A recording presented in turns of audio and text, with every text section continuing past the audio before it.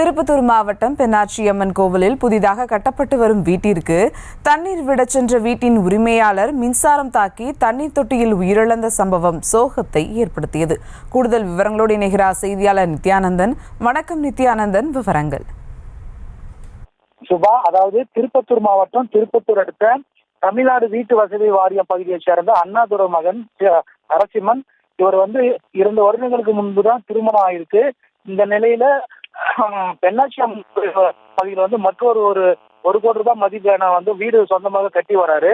இந்த நிலையில அந்த வீட்டுக்கு தண்ணீர் விடுறதுக்கு காலையில போறாரு. அப்ப பார்த்தோம்னா அந்த தண்ணீர் தொட்டியில அதாவது அந்த தண்ணீர் தொட்டியில் இருக்கிற மோட்டரை போட்டுட்டு தண்ணீர் தொட்டியில இறங்குறாரு.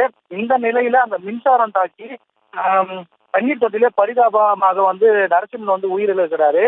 அதனை தொடர்ந்து ஒரு 8 மணி நேரம் கட்டிட வேலைக்கு வந்த மேஸ்திரி தண்ணீர் தொட்டியை பார்க்கும்போது நரசிம்மன் உயிரிழந்ததை கண்டு அவங்களுடைய குடும்பத்தாருக்கு தகவல் தெரிவிக்கிறாரு.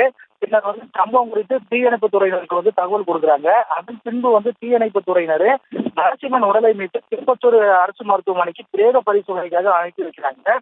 இந்த சம்பவம் குறித்து திருப்பத்தூர் கிராமிய போலீசார் வழக்கு பதிவு செஞ்சு விசாரணை மேற்கொண்டு வராங்க. புதிதாக கட்டப்பட்ட வீட்டுல மின்சாரம் தாக்கி வீட்டின் உரிமையாக உயிரிழந்த சம்பவம் அப்பகுதியில் ஆழ்ந்த சோகத்தை ஏற்படுத்தியுள்ளது குறிப்பிடத்தக்கது. சுபா, விவரங்களுக்கு நன்றி நித்யானந்தன். செய்திகளை உடனுக்குடனும் துல்லியமாகவும் தெரிந்து கொள்ள சப்ஸ்கிரைப் பண்ணுங்க.